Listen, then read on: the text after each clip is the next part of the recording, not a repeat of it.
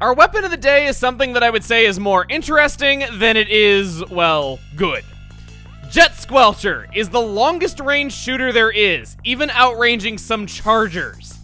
As one would expect, this comes with one of the slowest firing rates out there. It's for those who want to pressure over great distances, give support to the team, and help control the center of the map by continuously covering turf, also from a safe distance. Unfortunately, at 31 base damage, it takes 4 bullets to splat at full health, which takes a long time to do with its rate of fire compared to other similarly ranged weapons in other classes. On the positive side, this is a weapon that got a pretty sizable buff. Once upon a time, its movement speed while shooting was a lot slower than it is today. But combined with the low damage and low rate of fire, the Jet Squelcher is poor in close quarters, and usually it performs best in bigger areas where it can fight from a distance. Another thing to watch out for is how hard it can be to move around sometimes, because the way its bullets come out, it makes very disconnected trails of ink compared to other stuff if you're not careful. Make sure that you stay out of other weapons' range, and possibly even use perches used by chargers. Let's get onto that, and onto the rest of the kit. Sub is the Splash Wall. It's a lifesaver when the enemy is fast approaching, or if you just simply need cover so that you can keep doing your thing shooting the main area of the map. The Jet Squelcher can work well in splat zones due to its ridiculous range, and this further helps it there by allowing it to stall for time and just keep shooting from behind it. Its special is Ink Strike.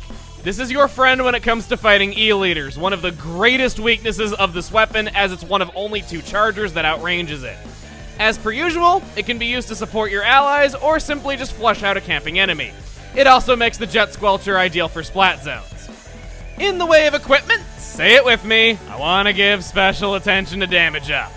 Running 1 main or 3 subs of damage up is great. It makes the Jet Squelcher easily hit for 99.9 damage in 3 bullets. If an enemy has stubbed their toe in your ink or taken any noticeable damage, this is excellent for picking off already damaged foes over great distances and giving them nothing they can do about it.